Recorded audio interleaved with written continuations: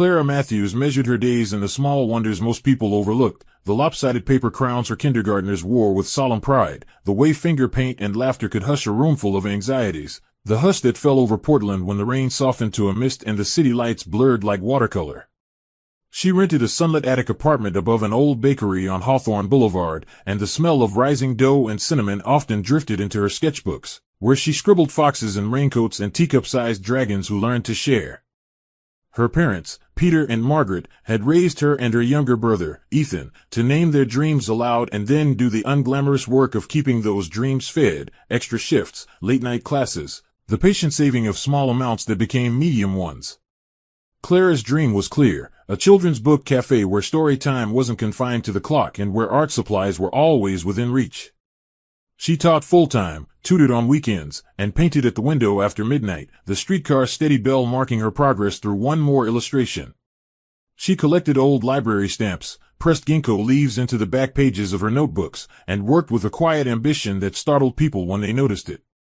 She carried kindness like a deliberate craft, and yet there was steel in the way she held the boundary. You could hear it when she said no to what diminished her students or her art. There was an ache she never named, an absence shaped like a plan she was almost brave enough to start. She told herself that the right constellation would appear when it was time, the landlord willing to negotiate, the grant whose email didn't land in spam, the partnership that trusted her vision. On the morning everything began to tilt toward that constellation, Clara wore a thrifted navy dress with a tiny comet stitched at the collar, more for luck than for style, and tucked a portfolio under her arm because Naomi had told her, with the deadpan of a prophet, tonight is not the night to hide how luminous you are. 200 miles north, in Seattle, Daniel Rivera thought in lines that held, rebar spines beneath curving promenades, cantilevered decks that looked like contradictions until the math proved their faith. He was a civil engineer with a habit of sketching bridges onto napkins and the backs of receipts, and though the Riveras were the sort of family whose holiday arguments could be measured in column inches in the society pages, Daniel had never wanted the gloss of the family name to do the building for him. Roberto and Elena had come to Washington with degrees, debt, and a baby. They had built a firm that now bid on serious work. Lucas, the eldest, wore success like a mirror and measured people by whether they reflected it back. He thought Daniel's insistence on hands-on site days was theatrical humility. Camila, the youngest, translated the world for everyone. She texted Daniel reminders to eat, hugged their mother before Elena's migraine spoke for her, and somehow found the scene that turned Lucas's sneer into reluctant silence when necessary. Daniel's desk held a small museum of materials, bamboo, recycled plastic, a fragment of river-smoothed basalt, because he believed that structures should feel the stories of the places they belonged to. He ran 5 miles before dawn because he liked the city when it still belonged to the gulls and the first rush of ferries. He was good at his work and uninterested in hunting headlines about it, which made him interesting to people who collected interesting people. Mark, his college friend and part-time social architect, was always circulating Daniel into rooms with phrases like, "You have to meet these donors, they're the sort who fund sidewalks that sing." Daniel tolerated the circuits for the sake of projects. He did not expect the night in Portland to give him anything but polite applause and a better shot at a waterfront revitalization he'd been courting for months. If you'd asked him to predict his life's hinge, he would have pointed to a skyscraper tender or a hurricane-resistant prototype, never to a room that smelled like honey tea and acrylic paint. The charity evening unfurled inside a repurposed train depot with rafters ribbed like the hull of a ship. Local artists had donated pieces to fund inclusive playgrounds, and children's drawings clipped to twine made the whole room hum with color. Naomi, Clara's best friend since a freshman dorm fire drill gone absurd, steered Clara and her portfolio toward the volunteer table with a conspiratorial grin. Across the hall, Mark caught Daniel's sleeve and said, "Come meet the illustrator who understands joy as a load-bearing element." The crossing was almost choreographed. A toddler darted between them with a paper kite, the string snagged Daniel's blazer button, and Clara, laughing, freed it with a neat twist while the child's mother mouthed thanks from 3 paces away. "I'm Clara," she said, offering a paint-smudged hand she tried and failed to keep pristine. "Daniel," he answered, relieved when she didn't blink at the calluses he never managed to sand out of his palms. Naomi lifted the portfolio like a drumroll, and Daniel found himself looking at a series of spreads where small heroes charted neighborhoods by sound, the ping of a crosswalk, the hiss of a cappuccino machine, the hollow ring under a footbridge plank, all mapped like constellations to guide a child home. Your bridge sings, Clara said softly, recognizing the silhouette from an article he'd done his best not to read. Yours does, too, he replied, pointing to a page where a hand-drawn arch carried a dragon and a librarian toward a story hour. It should have been ordinary, two professionals admiring each other's work, but there was a click, the sense of a blueprint overlaying a sketch and finding the lines matched.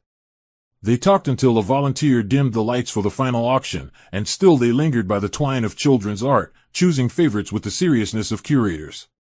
When they parted, it was with a promise small enough to keep and large enough to change everything. Coffee at a corner cafe Naomi swore made croissants that broke like good news. Neither of them said fate, both of them felt the math of it, two trajectories bending, not by accident, but by the clean curve of something that would, in time, bear astonishing weight. The first coffee date stretched far beyond the polite 90 minutes that strangers usually spend testing conversational waters. Clara arrived with her sketchbook, intending to show Daniel one or two unfinished spreads from her children's book project, but the pages became anchors for stories. Her favorite student who believed raccoons were misunderstood geniuses, the time she tried to bake scones and ended up with something resembling masonry. Daniel countered with tales from his construction sites, the elderly shop owner who insisted on feeding the crew homemade tamales, the teenage apprentice who could spot a design flaw faster than the software. Their laughter kept colliding, and the tiny cafe seemed to lean closer to listen. When rain began tapping on the windows, neither moved to leave. Instead, they migrated to a corner table where Daniel sketched ideas for playground structures that blended into park landscapes, and Clara layered whimsical creatures into the margins. She learned he played guitar, not expertly, but well enough to make his niece fall asleep to Blackbird. He learned she could identify the scent of a place, cedar for home, cinnamon for comfort, sea salt for possibility. By the time they walked out into the rain, sharing a single umbrella and trading impressions of the sky, it felt less like they were meeting and more like they were remembering each other from somewhere they'd both been happy. Their weekends began to knot together without formal agreement. Daniel invited Clara to a site tour for a waterfront pedestrian bridge, pointing out where a cantilever design would keep the views open.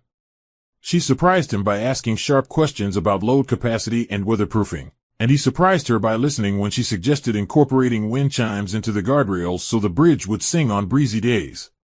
In return, she brought him into her classroom one Friday afternoon to help the children build cardboard cities, watching him crouched on the carpet, taping together skyscrapers at the command of a 4-year-old in a glitter crown, made something in her chest go still and certain. They started a tradition of Sunday picnics, sometimes in manicured parks, sometimes sprawled on thrifted blankets at the base of Mount Rainier, eating sandwiches while clouds drifted like continents. With each shared hour, Clara found herself cataloging the ways Daniel noticed the world, the way his eyes softened at murals, the habit of carrying spare gloves in winter for anyone who needed them, the quiet act of leaving exact change for the busker's tip jar. Daniel, for his part, was learning that Clara's warmth wasn't naive, it was deliberate, chosen, a shield she held up for herself and anyone within reach. When family entered the frame, the contrast was immediate. Peter and Margaret welcomed Daniel as if he were an old friend finally found. Ethan teased him with sibling bluntness, approving only after Daniel survived an impromptu basketball game in the driveway. In Seattle, Elena's embrace was genuine if reserved, and Camila's enthusiasm disarmed Clara's nerves, but Lucas's handshake carried the polite chill of a man who'd already decided she was a mismatch for the Rivera legacy. At a dinner in the family's glass-walled dining room, Lucas made an offhand remark about the novelty of teaching finger painting for a living, and Clara, smiling without flinching, replied that finger painting was more challenging than constructing bridges. It required convincing your collaborators not to eat the medium. The table laughed, but Daniel noted the flicker in his brother's eyes. Later, walking her to her car, he apologized for Lucas's tone, and Clara shook her head. "I've met his type before. They either underestimate you or watch you prove them wrong." Still, when she went home that night, she found herself replaying the evening in her mind, not because Lucas's disapproval mattered, but because she knew families had a way of becoming part of your weather, and storms didn't always announce themselves until the first drop fell.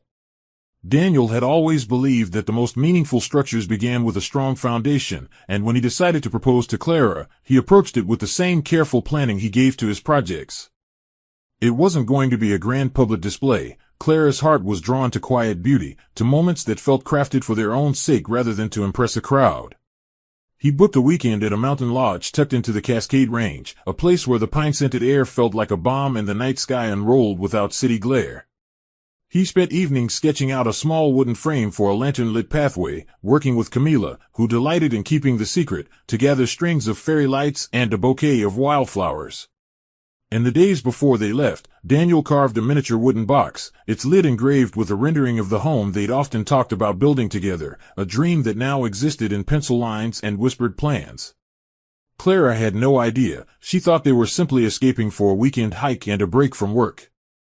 When they arrived, snow flurries drifted like soft punctuation marks, and Daniel felt the timing click into place.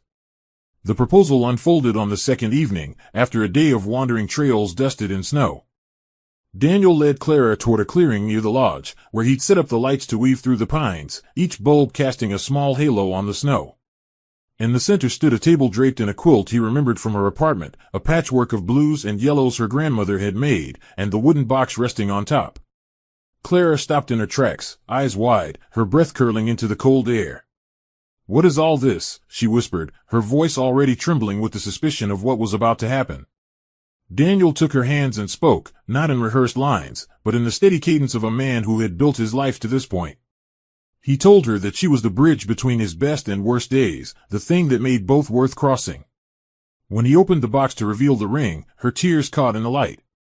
She said yes before he could even finish asking, laughing through her words as if the only answer she could imagine was the one her heart had already decided. News of the engagement rippled through their circles, bringing together a tapestry of reactions. Clara's parents threw a small dinner, pulling out family photo albums and toasting to the man who, as Peter put it, saw our Clara the way we've always seen her. Ethan promised to grill Daniel mercilessly but hugged him all the same. In the Rivera household, Elena embraced Clara with surprising warmth, while Camila was nearly giddy, already talking about dress fittings and bachelorette plans. Lucas, however, offered a thin smile, congratulated them with the formality of a handshake, and left early, muttering something about a late meeting. At an extended family gathering, Clara met Aunt Isabel, who declared herself Clara's ally without hesitation, and cousin Mariana, who, like Lucas, measured Clara in glances that weighed more than words. Daniel watched all of it with a quiet awareness, noting who celebrated them and who merely tolerated the match. Later, back at Clara's apartment, they talked about their shared future, how Daniel dreamed of taking on international projects, how Clara wanted to open her children's book cafe in a space that could also host art classes. They promised that whatever paths they took, they'd always walk them in step. Neither could have guessed that the steps ahead would test every promise they'd just made. The morning of the wedding broke with a sky so clear it seemed designed for photographs, the early sun spilling gold over the rolling vineyard where they had chosen to hold their ceremony. Rows of grapevines stretched like green and gold ribbons, and the scent of roses from the trellised archways drifted on the warm breeze. Clara stood in a small room off the main courtyard, her lace gown draped across the back of a chair while Naomi, her maid of honor, adjusted the final pins in her hair. The gown itself was modest but elegant, the kind of dress that told a story without needing to shout, soft ivory fabric embroidered with small, almost secret flowers along the hem. Peter came in quietly, holding a small pendant that had belonged to Clara's grandmother, and fastened it around her neck with hands that trembled just slightly. "So you'll have her with you," he murmured. In another part of the estate, Daniel stood with Mark and Camila, his tailored navy suit crisp against the backdrop of vineyard rows. He had never been one to get nervous before big moments, presentations, project pitches, even public speaking, but today was different. Today, it wasn't about numbers or design, it was about a life he was building with someone whose love felt like both foundation and sky. The ceremony itself unfolded like a carefully composed song, each moment flowing into the next. Clara walked down the aisle on her father's arm, her eyes locked on Daniel, who stood at the altar with a look that seemed to erase everyone else from the scene.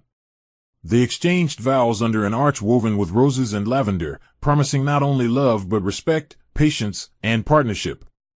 Daniel's voice caught slightly when he said, "I will protect this love with everything I have," and Clara, without hesitation, answered, "And I will nurture it with everything I am." Friends and family watched with varying degrees of joy. Elena's smile was genuine, Camila dabbed at tears, Aunt Isabel beamed openly, while Lucas kept his expression neutral, clapping politely when the officiant pronounced them husband and wife. As they walked back down the aisle hand in hand, Clara felt the weight of every choice that had led her here, and Daniel felt the certainty that this was the single best decision he had ever made. The reception was alive with music, laughter, and toasts, Naomi telling stories from college days, Mark recalling Daniel's first-year engineering disasters, Ethan pulling Clara into a spin on the dance floor. For their honeymoon, they flew to Italy, a trip Daniel had planned with the same care he gave to any blueprint. They explored Florence, marveling at the Duomo's dome and standing shoulder to shoulder before Botticelli's Primavera. In Venice, they drifted through narrow canals at sunset, the gondolier's quiet singing blending with the soft lap of water against the boat. Daniel took her to see the Roman aqueducts, explaining their engineering with the reverence of someone in church, while Clara sketched the details into the corner of her travel journal. They ate in family-run trattorias where the pasta was made fresh and the wine was poured generously, sometimes lingering until the owner's children fell asleep at a back table. In between sightseeing, they talked about their dreams with a seriousness that was never heavy, how Clara could start gathering ideas for her cafe, how Daniel could take on projects that didn't just build structures but transformed communities. It was a time suspended from the rest of the world, a season of unshadowed joy. Yet, even as they boarded the plane back to Seattle, neither could know that their love story, so full of promise, would one day be tested not by distance alone, but by the kind of betrayal that begins quietly, almost politely, before it grows teeth. For now, they returned with souvenirs in their luggage and the kind of memories that would serve as light in darker days, completely unaware that those days were already beginning to take shape just beyond the horizon. The pregnancy had been both a gentle surprise and a deepening of everything Clara and Daniel had promised each other. They found out on a rainy Thursday evening, the kind where the world outside felt far away. Clara had been feeling more tired than usual, chalking it up to her long teaching hours, but when Naomi suggested she take a test just to rule it out, the two pink lines appeared almost instantly. She told Daniel that night by placing a tiny pair of knitted baby booties, yellow, for the unknown, on the dinner table beside his plate. He stared at them for a long moment, as if they were an architectural model whose meaning was just dawning on him, and then his expression broke into joy so pure it startled her. "We're going to be parents?" he asked, his voice low, almost reverent. When she nodded, he pulled her into an embrace that seemed to wrap around the future itself. From that moment, Daniel became fiercely attentive, attending every appointment, learning to cook Clara's favorite comfort foods, and drawing small sketches of nurseries with whimsical arches and soft corners. Clara documented each stage in her sketchbook, her growing belly alongside playful watercolor illustrations of storks, moons, and pairs of shoes waiting to be filled. The day of the birth arrived earlier than expected, after a long night of irregular contractions that sent them to the hospital just before dawn. The room smelled faintly of antiseptic and lavender oil. Daniel had insisted on bringing the diffuser, saying the space should feel less like a ward and more like a welcome. Hours blurred into each other, Clara gripping his hand, breathing through waves of pain, her mind fixed on the thought of holding their children. When the twins arrived, first Sophie, with a sharp, impatient cry, then Isla, quieter but with a gaze that seemed already searching, they filled the room with the sound of beginnings. Daniel wept openly, cradling each in turn, whispering their names like a benediction. Clara, exhausted but glowing, watched him with a heart so full it almost hurt. In that moment, all the noise of the world seemed to recede, leaving only the four of them in a circle of light.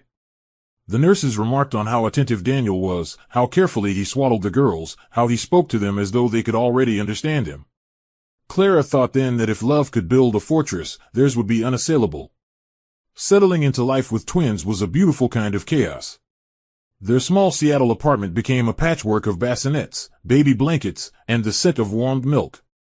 Nights were broken into shifts, Daniel often taking the early hours so Clara could rest, whispering stories to the girls in the dim light of the nursery.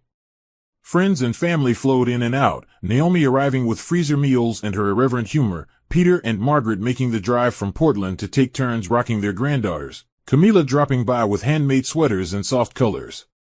Lucas, however, visited only once, standing stiffly in the doorway as though the cries of infants were an inconvenience. "Busy time in the firm," he muttered before leaving early. Clara noticed the disinterest, but she pushed it aside, determined not to let it tarnish the joy that filled their small home. Every milestone, a first smile, the twins' fingers curling around theirs, the moment Sophie let out a surprised giggle, felt monumental. Daniel often said that the girls had rearranged his entire sense of time, making every second sharper and more precious. Clara agreed, though part of her also felt a quiet urgency to build something secure, a home that no one could threaten or take away.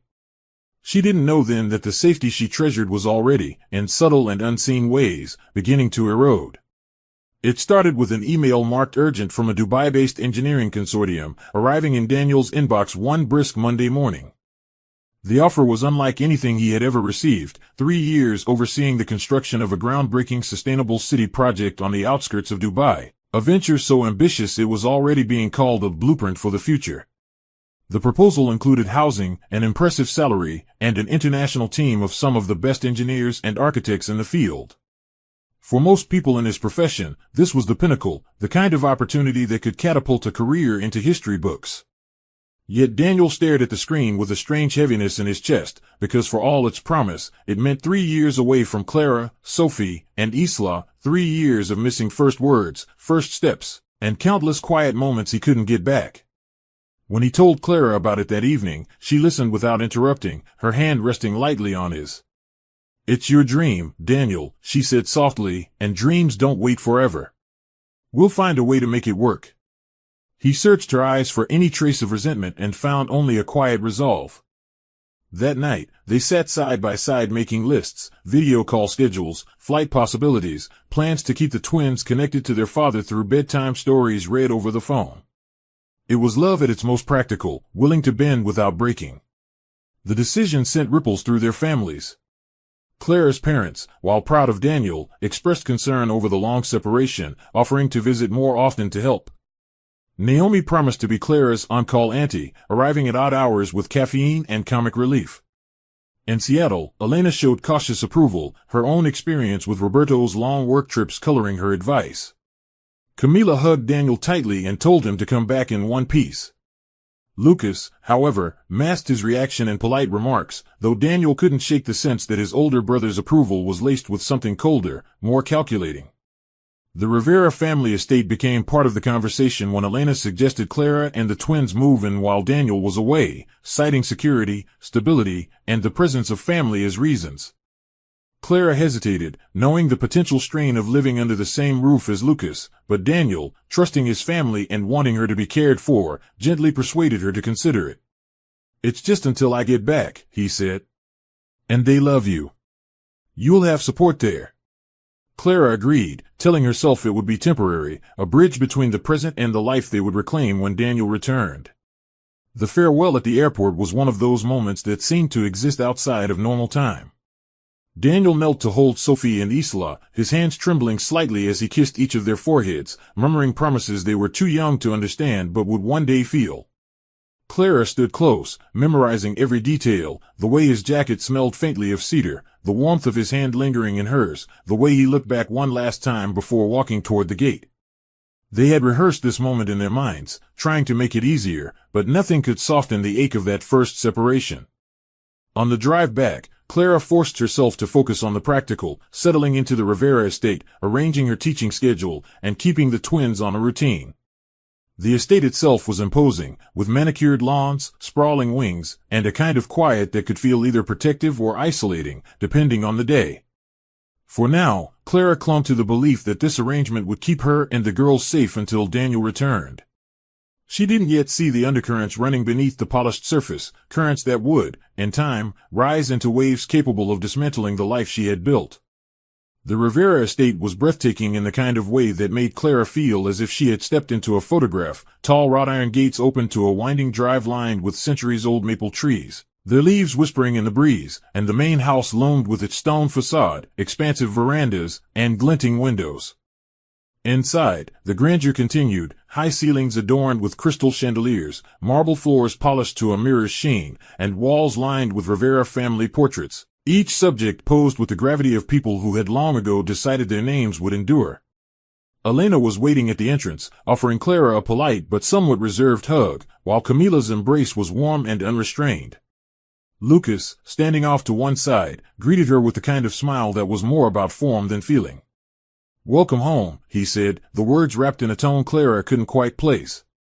She carried the twins inside, their coos and babbling filling the otherwise formal space, and tried to ignore the undercurrent of tension she felt whenever Lucas's eyes lingered on her. For the first few days, things went smoothly. Elena arranged for a guest suite to be prepared with 2 cribs, Camila stopped by often to help, and the house staff were polite and efficient. Clara found comfort in the estate's library, a sunlit room overlooking the gardens where she could work on lesson plans while Sophie and Isla napped nearby. Yet, despite the outward calm, she sensed that she was a guest in a house that wasn't entirely hers, and there were doors, both literal and figurative, that she might never be allowed to open. It was Lucas's presence that unsettled her most. He had a way of appearing in the kitchen or the hallway at odd hours, his comments always couched as observations but carrying an unmistakable edge. "It must be different for you, adjusting to this level of living," he remarked one morning as she prepared the twins' breakfast. Clara answered with a neutral smile, unwilling to give him the satisfaction of seeing her bristle. She noticed he often questioned the staff about her habits, what time she rose, whether she left the estate during the day, how much of the household budget she used. Veronica, a tall, impeccably dressed woman Lucas referred to as a family friend, began appearing more frequently as well. Her smiles never reached her eyes, and she seemed to delight in making small comments that could be taken as either compliments or insults. "The twins are adorable," Veronica said one afternoon. "I suppose they take after Daniel." Clara learned to respond with polite deflection, but she made mental notes of every remark, every look. Camila noticed, too, and quietly pulled Clara aside one evening. "Lucas isn't subtle," she warned. "He likes control, especially when Daniel's not here. Be careful." Clara appreciated the concern, but she reassured herself that she could handle whatever passive resistance Lucas tried to impose. After all, this was temporary. Despite the tension, Clara made a point of building a routine that kept her grounded. She continued teaching part-time online, often setting up her laptop in the library while the twins played with soft blocks nearby. She took morning walks through the gardens, noting how the flowers seemed to shift subtly each day, and she sometimes took the girls into the nearby town for errands, using those outings as small escapes from the estate's formality. In the evenings, she and Daniel video called, her phone propped against a stack of books so the twins could see their father's face. Those moments were the highlight of her day, watching Daniel's eyes light up at Sophie's first attempts to wave, hearing his laughter when Isla babbled nonsense as though she were giving a speech. Clara didn't tell him about Lucas's comments or Veronica's visits. She didn't want to add stress to his already demanding project. For now, she focused on the fact that Daniel loved her, that the twins were happy, and that she was strong enough to navigate whatever currents the Rivera estate might hold. What she didn't yet know was that those currents were not only deliberate but already gathering speed, and that her quiet vigilance was about to be tested in ways she couldn't yet imagine. It began with small inconveniences, so subtle at first that Clara almost convinced herself they were coincidences. A grocery order she'd placed through the estate's housekeeper never arrived, and when she asked about it, Lucas remarked offhandedly, "Oh, I thought we could manage meals from the main kitchen instead, more efficient that way." The next week, the brand of formula Sophie and Isla had been using since birth was mysteriously out of stock in the supplier's deliveries, replaced by something unfamiliar. Clara politely insisted on switching back, but the delay meant an entire day of fussy cries and restless naps. When she tried to order art supplies for her teaching, the request was routed through Lucas, who questioned why she needed extra activities when she already had so much leisure time. Clara began to feel the walls of the estate closing in, not physically, but in the quiet erosion of her independence. Even the simple act of driving into town became difficult. One morning, she found the keys to the estate's spare SUV missing from their usual spot. When she asked the head of the household staff, he shifted uncomfortably before muttering, "Mr. Lucas has requested all vehicle use be approved through him." The message was clear: every movement, every purchase, every decision would now pass through his filter. Camila noticed the changes and grew increasingly frustrated on Clara's behalf. "He's tightening the noose," she whispered one afternoon when they met in the garden under the pretense of a casual stroll. "Lucas thrives on control. If Daniel were here, this wouldn't be happening." Clara wanted to believe it was only a temporary assertion of authority, something she could navigate until Daniel returned, but the patterns were too deliberate to ignore. Veronica's visits became more frequent, and she always seemed to appear when Lucas was around, perching herself in the drawing room with a glass of wine, observing Clara with an almost predatory curiosity. "You must miss Daniel terribly," Veronica said one evening, her tone dripping with feigned sympathy. "It must be hard for you. Here, in such a large house, with so much to manage." Clara gave a polite smile, not letting her irritation show, but later, when she was alone, she began journaling each of these moments, what was said, who was present, the exact date and time. It wasn't paranoia, it was documentation. By the end of the month, Clara realized Lucas's interference had shifted from inconvenience to strategy. Packages for the twins began arriving late or not at all, grocery deliveries were frequently incomplete, and her teaching hours were interrupted by house matters she was suddenly expected to oversee. Even the household staff, who had once been friendly, began to keep a careful distance, their politeness tinged with caution. One afternoon, she overheard two of them whispering near the back hallway, something about not wanting to get on Mr. Lucas's bad side. That night, during her call with Daniel, she almost told him everything but stopped herself, afraid it would pull his focus from his work or make him feel powerless from so far away. Instead, she asked about his day, listened to his updates on the Dubai project, and let his voice steady her resolve. She promised herself that she would endure whatever Lucas threw at her, quietly, carefully, until Daniel returned. But deep down, Clara couldn't shake the feeling that this was no longer a matter of patience. Lucas was moving with intention, and she was starting to see that he wasn't just trying to make her uncomfortable, he was laying the groundwork for something much larger. Clara's world inside the Rivera estate had begun to feel like a gilded cage, but outside its gates, life still pulsed with the possibility of warmth and connection. It was during one of her determined walks into the nearby town, a decision she made to remind herself she could still choose where her feet carried her, that she met Mrs. Whitmore. The elderly woman was standing outside her small bookshop, arranging a display of worn hardcovers beneath a chalkboard sign that read, "Stories are proof that we existed." Sophie and Isla were tucked into their double stroller, batting at the dangling toys, when Mrs. Whitmore's eyes lit on them. "Twins," she exclaimed, stepping closer with the ease of someone who had long since earned the right to ignore the unspoken rules about personal space. Within minutes, Clara was inside the shop, the girls gurgling happily in a patch of sunlight while Mrs. Whitmore brewed a pot of chamomile tea. As they talked, Clara learned that the older woman had been married once to a man whose family had disapproved of her from the start. "They tried to make me invisible," Mrs. Whitmore said, stirring sugar into her tea, "but they underestimated how well I could be seen by people who actually mattered." Her voice carried the kind of conviction that only comes from surviving something similar. Clara felt an immediate kinship, a quiet reassurance that she wasn't imagining the undercurrents at the Rivera estate. Before she left, Mrs. Whitmore pressed a slip of paper into her hand with her phone number and the words, "If you ever need a place to be yourself, my door is open."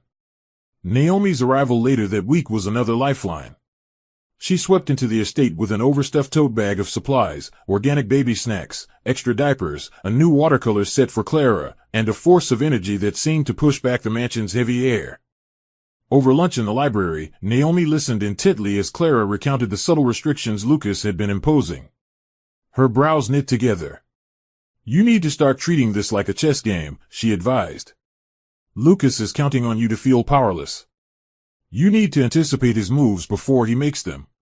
Naomi promised to visit more often, even if it meant staying in a hotel nearby, and she offered to run errands for Clara so she wouldn't have to constantly request permission to leave the estate. Clara felt a flicker of hope, realizing that her circle of support, though small, was steadfast. She decided then to take Naomi's advice seriously, which meant more than simply enduring the situation. It meant watching, listening, and quietly preparing for whatever was coming. That evening, after Naomi had left, Clara pulled out the journal she had been keeping and began organizing her entries with meticulous care. Every comment from Lucas, every supply delay, every instance of Veronica's pointed remarks, all of it was recorded alongside dates and details. She stored backup copies in a cloud folder, disguised under a generic file name. The act of writing it all down was more than just documentation, it was a way of reclaiming control in an environment designed to strip it from her. She didn't share the journal with Daniel, not yet, but she began to think of it as a future shield, something that might one day stand between her and whatever Lucas was building toward. The twins slept peacefully in their cribs that night, the faint sound of the garden fountain drifting in through the open window. Clara sat beside them in the dim light, feeling a mix of determination and unease. The estate was still beautiful, still full of moments where sunlight poured into the rooms like a blessing, but now she knew better than to mistake beauty for safety. And as much as she was learning to lean on Naomi and Mrs. Whitmore, she was also learning something else, the art of standing still while quietly gathering the strength to move when it mattered most. The morning of Sophie and Isla's first birthday dawned with a soft drizzle, the kind that misted the air without fully committing to rain. Clara had been awake since before sunrise, decorating the small sunroom off the east wing with pastel streamers and paper lanterns she'd ordered weeks in advance. She baked cupcakes the night before, vanilla with strawberry frosting, each topped with a tiny sugar daisy, and arranged them on the table beside the girls' high chairs. Peter and Margaret arrived mid-morning, their car loaded with carefully wrapped gifts, and Ethan carried in a bouquet of sunflowers taller than himself. Naomi came armed with her camera, determined to document every moment for Daniel, who had promised to call as soon as he could break from his meetings in Dubai. Clara dressed the twins in matching yellow rompers with ruffled sleeves and tiny headbands, their bright eyes making her heart ache with love. The air in the sunroom smelled of fresh flowers and frosting, and for a while, it felt like a safe, joyful bubble untouched by the estate's tensions. But the illusion cracked when Lucas appeared in the doorway, flanked by Veronica, both holding glasses of champagne though it wasn't yet noon. Lucas's smile was the kind that didn't quite touch his eyes. "Lovely setup, Clara," he said, his tone almost pleasant. "Of course, it's good to see that all this is possible thanks to the estate's generosity." His words were casual enough to pass as small talk, but they landed like a weight in the room. Clara's parents exchanged uneasy glances, while Naomi, never one to let a jab pass unnoticed, raised an eyebrow and said, "I'm pretty sure Clara's the reason this room feels alive right now." Lucas ignored her, lifting his glass in a half-hearted toast before wandering off with Veronica to mingle with the staff. Clara chose not to let his comment ruin the moment, turning her attention back to Sophie and Isla as they reached for the cupcakes with delighted squeals. The sound of their laughter was like a bomb, drowning out everything else for a while. Still, she caught herself glancing toward the doorway more than once, half expecting Lucas to reappear with another thinly veiled reminder of who held the power in this house. That night, after the guests had left and the twins were asleep, Clara gathered the ribbons and paper scraps into a neat pile, the room still faintly echoing with the joy of the day. She was wiping down the table when she heard voices drifting in from the adjacent hallway. Lucas's deep tone was unmistakable, and Veronica's softer, more conspiratorial one followed. "She's comfortable now," Lucas was saying. "But I want this resolved before Daniel returns." There was a pause, then Veronica's laugh, low and dismissive. "Oh, she won't see it coming." Clara froze, her heart pounding, the sponge still in her hand. She knew better than to step into the hallway, so she stayed hidden, listening as their voices faded toward the back of the estate. It took her several minutes to steady her breathing enough to move. She went straight to her room, pulled out her journal, and added every word she'd overheard to that night's entry. As she wrote, she realized that the day's joy had been tainted by something more than Lucas's arrogance. It had been overshadowed by a warning. Whatever he was planning, he intended to act before Daniel came home, and that gave her a limited window to prepare. The birthday had been a celebration, yes, but it was also a reminder that the clock was ticking. The days following the twins' birthday felt heavier, as though the air in the Rivera estate had thickened. Clara noticed changes that were no longer subtle inconveniences but deliberate acts meant to wear her down. One morning, she went to retrieve the twins' clothes from the laundry room only to find their drawers had been rearranged, with some items missing entirely. When she asked the housekeeper about it, the woman avoided her gaze and mumbled something about new storage protocols Mr. Lucas requested. The pantry, once stocked with the brands of formula and snacks the twins preferred, now held substitutes Clara had never approved. Even her teaching schedule began to suffer. On 2 separate occasions, Lucas scheduled mandatory estate meetings that coincidentally overlapped with her online classes, forcing her to cancel at the last minute. Each cancellation left her feeling not only frustrated but stripped of the small independence her work gave her. And through it all, Veronica seemed to orbit the edges of her day like a shadow, showing up uninvited in the nursery or library, offering backhanded comments about how exhausting it must be to manage without Daniel. The smiles she wore were too practiced, and Clara began to see them as another kind of warning. Elena's position in all of this was the most confusing. There were moments when Clara thought her mother-in-law suspected something was wrong, small hesitations before she relayed Lucas's new rules. The way she sometimes lingered in the doorway as if wanting to say more but holding back. Yet Elena never outright challenged her eldest son. When Clara once hinted at the difficulty of the new restrictions, Elena simply said, "Lucas believes structure keeps the household running smoothly. Perhaps it's just an adjustment period." Camila, however, had no such reservations. She pulled Clara aside one afternoon and whispered, "He's testing how far he can push before you snap. Don't give him that satisfaction." Clara appreciated the solidarity but felt a growing isolation. Even with Camila and Naomi's support, she was still living under Lucas's rules every hour of the day, and the constant vigilance was exhausting. Every night, she recorded the day's events in her journal, her entries now accompanied by a growing sense of urgency. By the end of the week, Lucas took his control to a new level. He restricted her access to the family car entirely. When Clara tried to leave the estate to buy groceries, the guard at the gate informed her that her clearance had been revoked. "Orders from Mr. Lucas," he said, his voice flat, as if he'd rehearsed the line. That evening, as she tried to video call Daniel, the Wi-Fi mysteriously dropped out 3 times, forcing her to end the conversation early. She suspected Lucas's hand in it but had no way to prove it yet. Alone in her room after putting the twins to bed, she sat in the quiet and realized that what she was experiencing was no longer just control, it was containment. She was being boxed in piece by piece, her freedoms reduced until she was left with little more than the walls of her suite and the garden walks Lucas still permitted. Staring at her reflection in the darkened window, Clara felt a shift within herself. She had been patient, polite, even accommodating, but she knew now that those tactics would not protect her.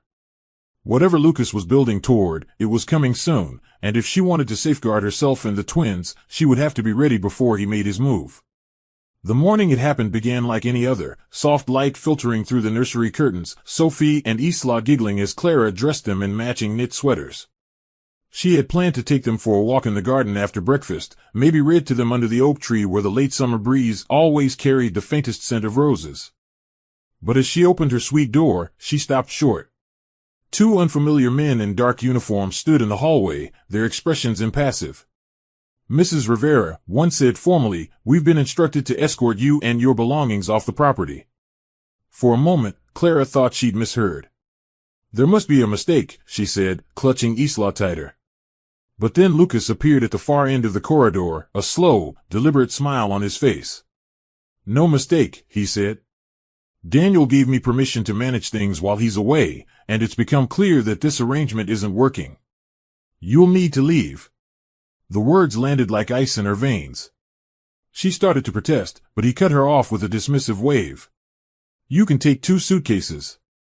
The rest will be sent later, if I see fit."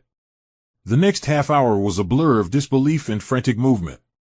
Clara packed as quickly as she could, grabbing essentials for the twins, diapers, bottles, a few changes of clothes, while the guards stood in the doorway like sentinels.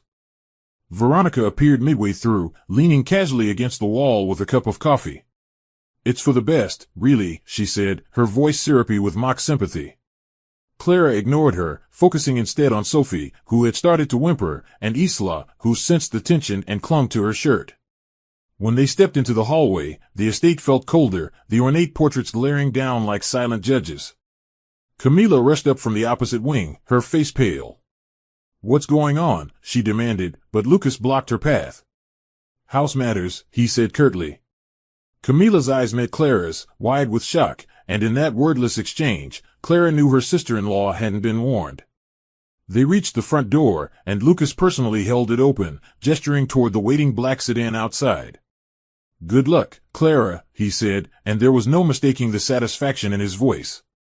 The car pulled away from the estate, the high iron gates closing behind them with a finality that felt like a verdict. Clara sat in the back seat, Sophie in her lap and Isla strapped into the car seat beside her, her mind racing. She had no idea where they were being taken, no chance to call Daniel. Her phone had been removed from her bag before she'd left, with Lucas claiming it would be returned later.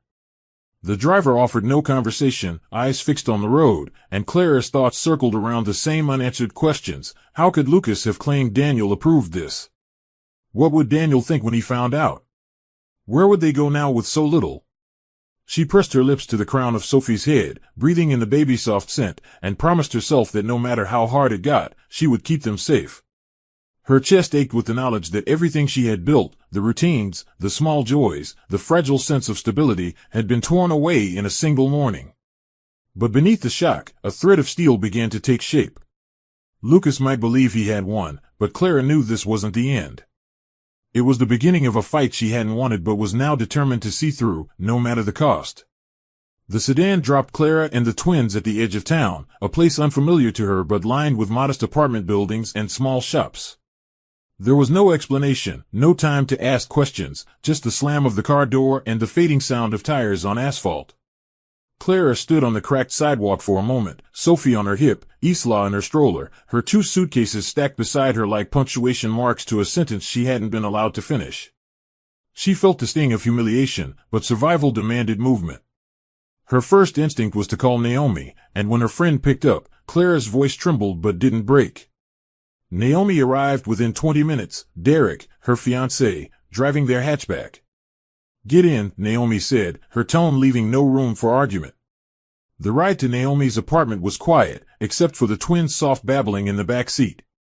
Once inside the small but warm 2-bedroom unit, Clara felt the first pangs of relief. The walls were painted a cheerful yellow, the smell of fresh coffee lingered, and there was no trace of the cold, watchful air that had permeated the Rivera estate. Naomi set up the spare bedroom with a travel crib Derek fetched from storage, and though the space was small, it was theirs. It was safety, fragile and temporary, but safety nonetheless. In the first week, Clara wrestled with the reality of her situation. She had no access to her accounts, Lucas had frozen everything tied to the estate, and the only funds she had were the few bills Naomi insisted on pressing into her hand. Pride might have tempted her to refuse, but Clara knew this wasn't a time for pride, it was a time for practicality. She scoured local job listings during the twins' naps, applying to anything that would allow her to work part-time while caring for Sophie and Isla. By the end of the week, she had secured a few shifts at a small, independent bookstore owned by a woman named Marie, who reminded her of Mrs. Whitmore, sharp-witted, compassionate, and unwilling to let anyone be invisible. The pay was modest, but it came with flexibility, and Marie even offered to let Clara bring the twins in when necessary. It was a lifeline, one Clara grabbed with both hands. In the evenings, she continued journaling, documenting not just Lucas's actions but now her own steps toward independence. Each entry was a reminder that though she had been forced to start over, she was still moving forward. Yet the nights were the hardest. After Sophie and Isla were asleep, Clara would sit in the dim light of the living room, her thoughts inevitably drifting to Daniel. She imagined him halfway across the world, completely unaware of what had happened, still believing she was safe at the estate. She wrestled with the urge to tell him everything, but fear held her back, fear that Lucas would find a way to twist the truth, fear that the stress would distract Daniel from the work he had poured himself into. For now, she convinced herself, silence was the best form of protection. But the ache of missing him, of knowing how much he loved their daughters, gnawed at her. Each video call had to be staged carefully, she would use Naomi's background or take the call outside, avoiding questions about her surroundings. She told herself this was temporary, that she was only hiding the truth until she had a plan strong enough to withstand whatever Lucas might do next. Still, there was no denying the quiet rage building inside her, a steady burn that promised when the time came, she would not just survive. She would make sure Lucas regretted every calculated move he had made against her. It was on a crisp Saturday morning, the kind where the sunlight felt warm but the air still held a bite, that Clara's path crossed with Henry Lawson's. She had taken Sophie and Isla to the town library for the weekend story hour, a routine she had begun to anchor their weeks in something steady and joyful. The twins sat in their stroller, eyes wide as the librarian animatedly read The Very Hungry Caterpillar. When the session ended, Clara lingered in the children's section, browsing the shelves for picture books, when a man crouched down beside his daughter at a nearby table. She was a curly-haired girl, perhaps 3 or 4, carefully coloring in a picture of a tree. The man glanced up briefly, offering a polite smile, and then focused on tying the ribbon in his daughter's hair. They exchanged a few pleasantries, and Clara learned his name, Henry Lawson, a single father who had recently moved to town after finalizing a difficult divorce. His daughter, Emma, was soft-spoken but quick to smile, and Clara noticed how gently Henry guided her without speaking over her. There was a quiet steadiness about him, the kind born of someone who had weathered storms and learned how to anchor himself. Their conversation turned unexpectedly easy, the kind where minutes slipped into half an hour without notice. Before leaving, Henry mentioned a community art center where local parents often gathered, saying, "They've got open workshops. You could probably teach there, if you wanted." The following week, Clara decided to visit the art center. It was a refurbished brick warehouse with tall windows and the smell of sawdust and paint lingering in the air. Inside, parents and children moved between tables set with craft supplies, clay wheels, and easels. The director, a lively woman named Marisol, greeted Clara warmly and seemed instantly taken with her portfolio of children's book illustrations. "We could use someone like you," Marisol said. "Not just for the kids' programs, there's demand for evening art classes too." It wasn't a formal job offer yet, but the prospect lit something in Clara that had been dim since leaving the estate. She began spending a few afternoons there each week, introducing Sophie and Isla to finger paints while chatting with other parents.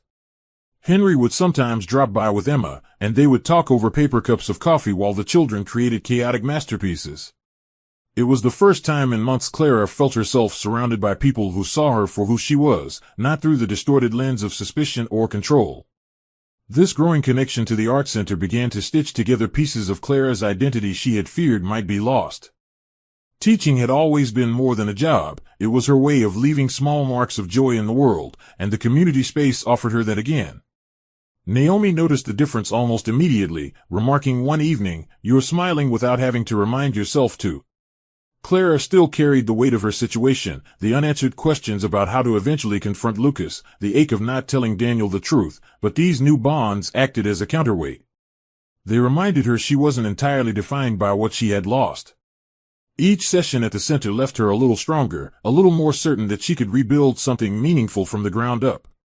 She began sketching new ideas for her children's cafe, filling a fresh notebook with designs that blended her teaching experience with the creative energy of the art center. It wasn't a plan she could execute yet, but it was a vision, and visions had a way of pulling her forward. For the first time since being forced out of the Rivera estate, Clara felt a spark of hope, not the fragile, wishful kind, but the steady kind that could endure. And though she didn't know it yet, the friendships she was forming here would become critical allies in the battles still to come. The weeks that followed marked a quiet but powerful shift in Clara's life. Her part-time work at the bookstore blended seamlessly with her growing presence at the community art center. On some days, she would spend the morning arranging books and hosting children's reading circles at Marie's shop, then head straight to the art center in the afternoon to help with open workshops. The twins had become miniature celebrities in both places. Sophie, the bolder of the two, often toddled around greeting people with cheerful squeals, while Isla clung shyly to Clara until she felt comfortable enough to join in. Their presence softened everyone's edges. At the bookstore, customers lingered longer just to wave at them. At the art center, they were the first to get paint on their clothes and the last to want to wash it off.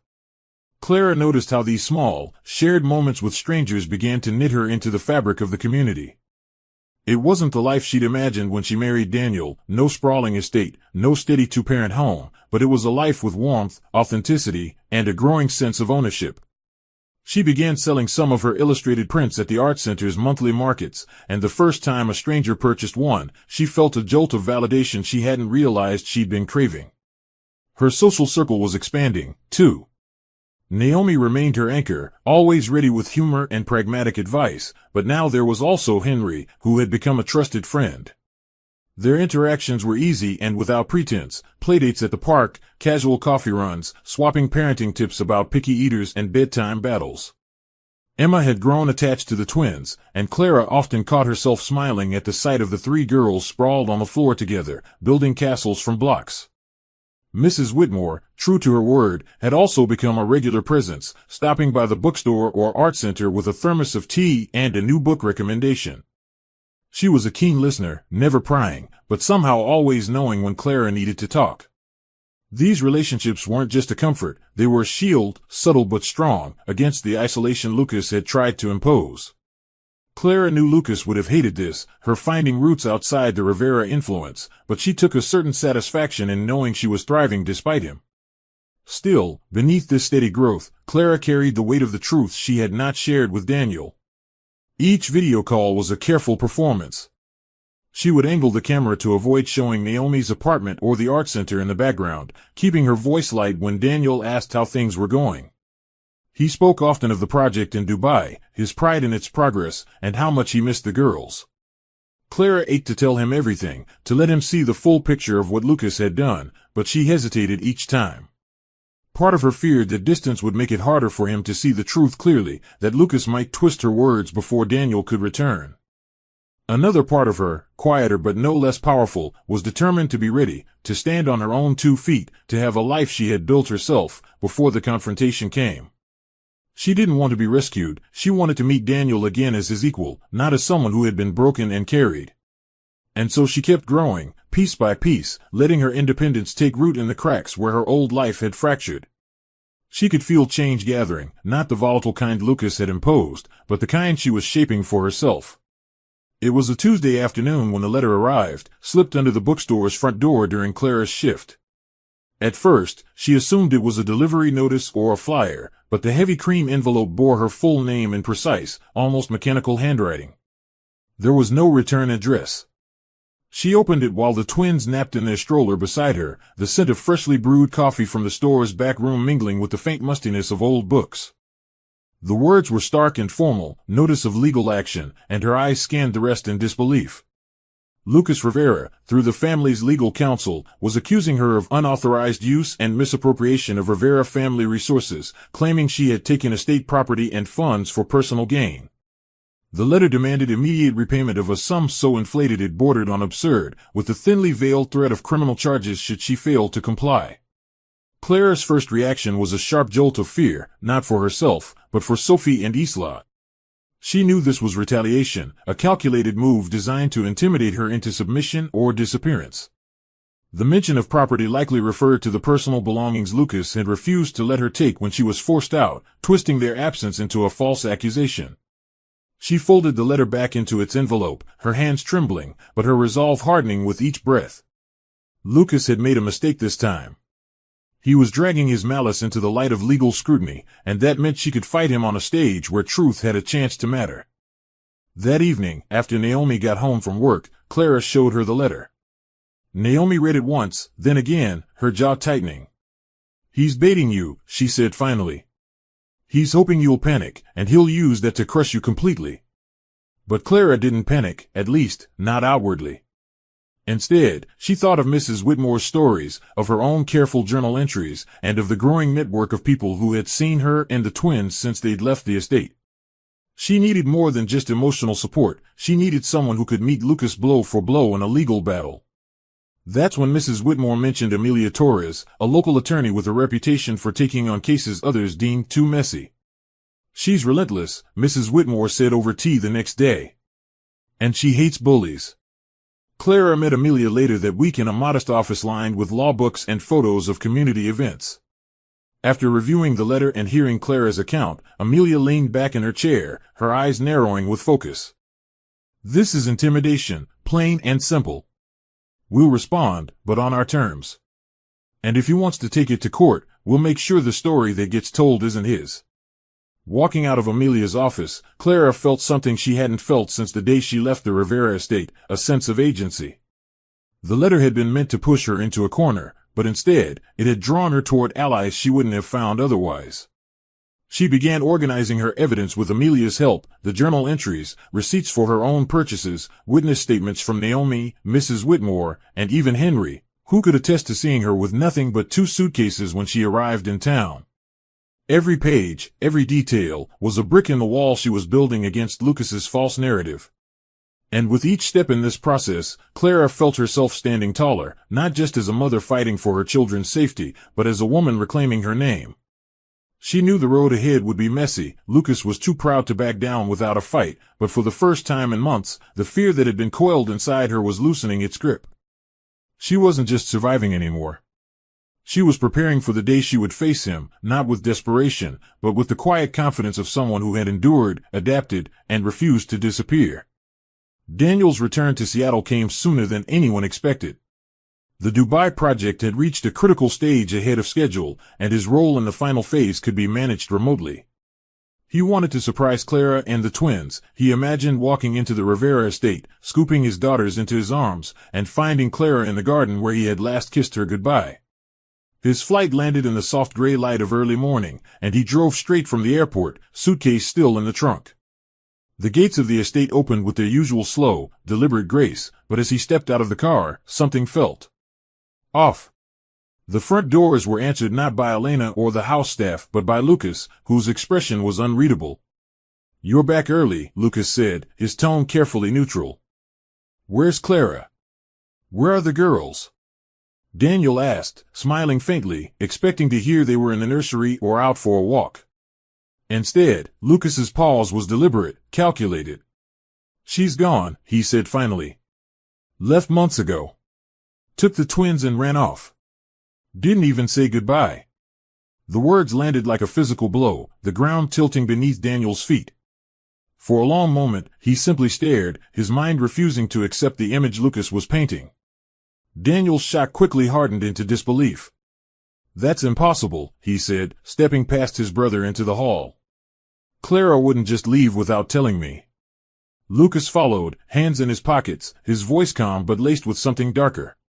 "People change when they're given too much freedom," he said. "She wasn't happy here. I tried to manage things for you, but she made her own choices." The vague insinuations only fueled Daniel's anger. He demanded details, where she had gone, why no one had contacted him, but Lucas offered nothing concrete, only a shrug and the claim that Clara didn't want to be found. Elena emerged from the sitting room, her face pale, eyes flicking between her sons. For a moment, Daniel thought she might speak up, but she merely said, "It's been complicated," before retreating again. That was when Daniel's instincts roared to life. Something was wrong, deeply wrong, and he wasn't going to get the truth from Lucas or anyone else in the house. Without another word, he turned on his heel and walked out, ignoring Lucas's call after him. His first stop was Naomi's apartment. She answered the door in sweatpants, her expression shifting from surprise to caution in an instant. "Daniel," she breathed, stepping aside to let him in. Sophie and Isla's toys were scattered across the living room, and his heart clenched at the sight. "Where are they?" he asked, his voice tight. Naomi hesitated, then motioned toward the bedroom. Moments later, the twins barreled out, laughing, their small arms wrapping around his legs. Daniel dropped to his knees, pulling them close, his eyes stinging as he whispered their names over and over. When he finally looked up, Naomi's face told him everything. Lucas's version had been a lie. Over coffee at her kitchen table, she told him the whole truth, the eviction from the estate, the freezing of accounts, the legal threats.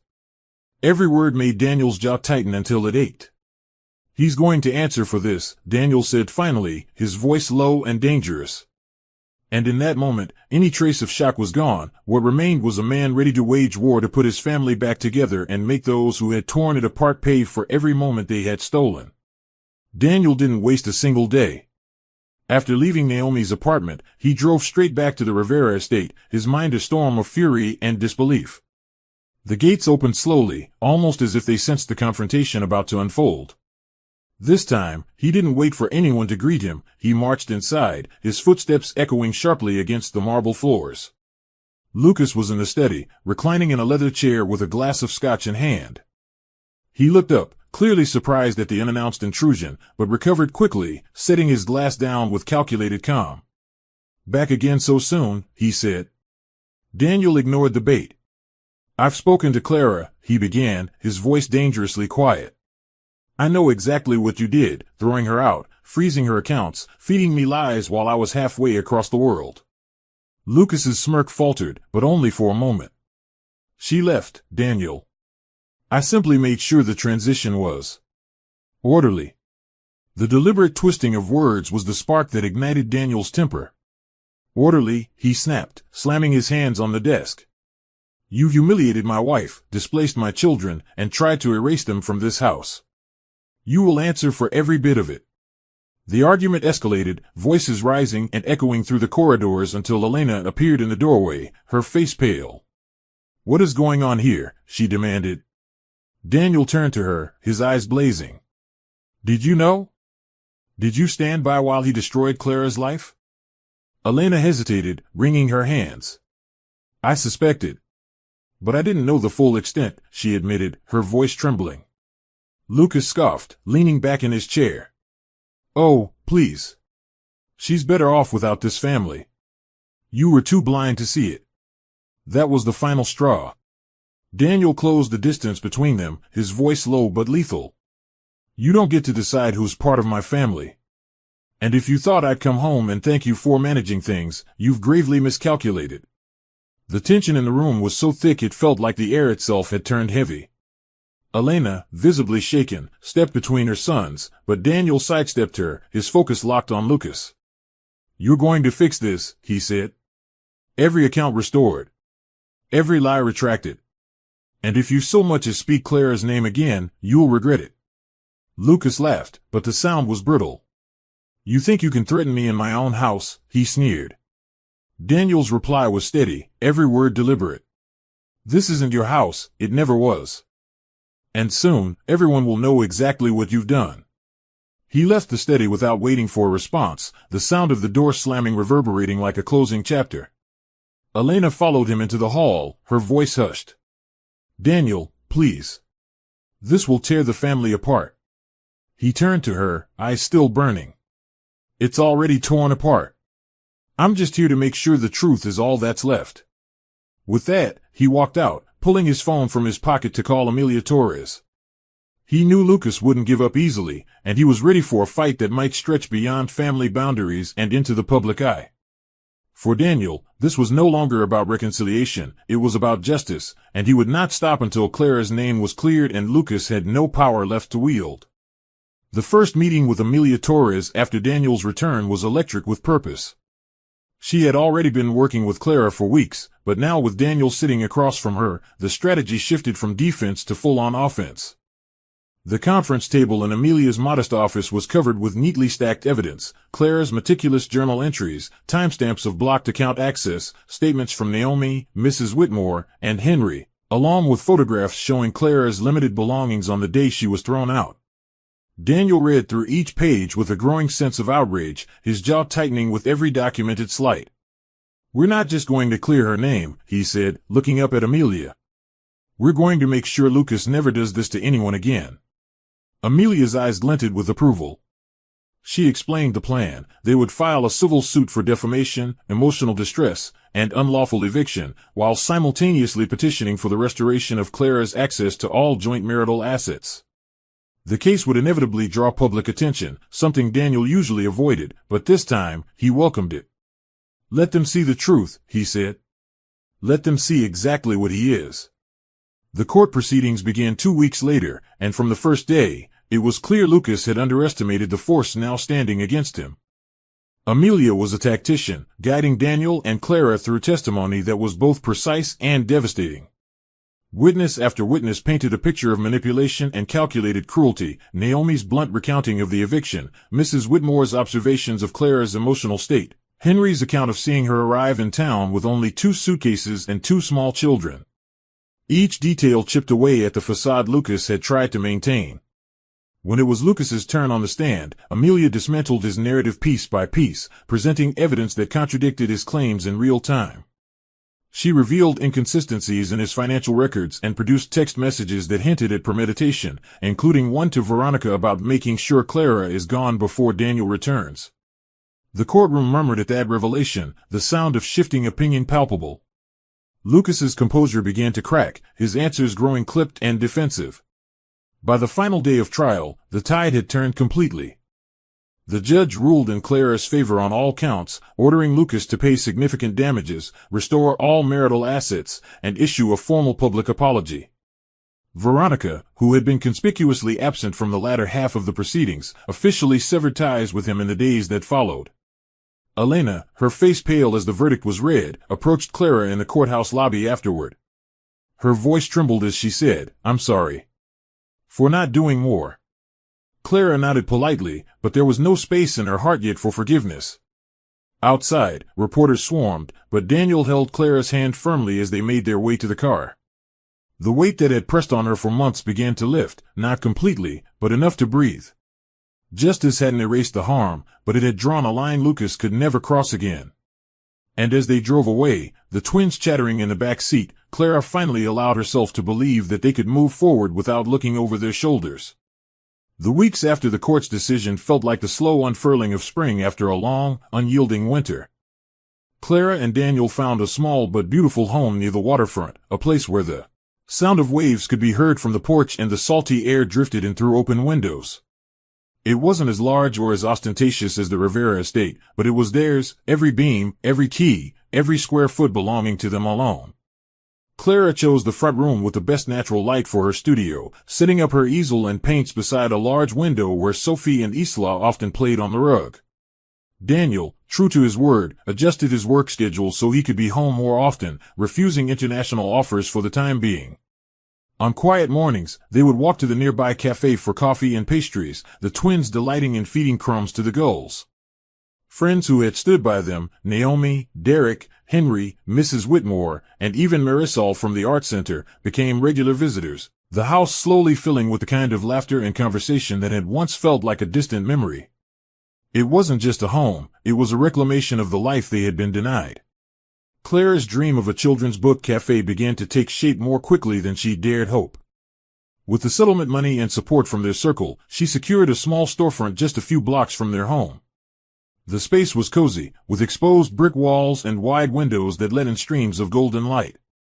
One corner was dedicated to shelves of picture books, some classics, some her own creations, while the other held low tables for art activities.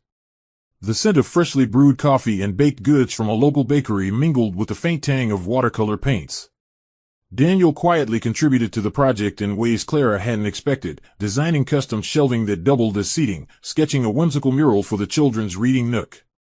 It was only on the cafe's opening day, as Clara flipped through a new illustrated book for display, that she discovered Daniel had been illustrating under a pen name, his playful drawings weaving alongside her words in a story they had unknowingly created together. She looked at him across the room, tears in her eyes, and saw him smile the same way he had the night he proposed, as if to say, "We built this together." The grand opening was a celebration that felt like both a victory lap and a fresh start.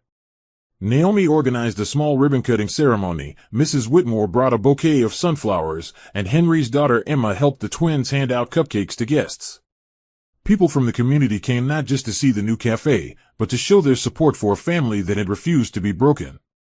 As the sun dipped lower, casting a warm glow over the waterfront, Clara stood outside with Daniel, their hands intertwined, watching Sophie and Isla chase bubbles along the sidewalk. The pain of the past year hadn't vanished, it lingered in the corners of memory, but it no longer defined them. In its place was a new kind of strength, one forged from survival, truth, and love that had withstood deliberate attempts to destroy it.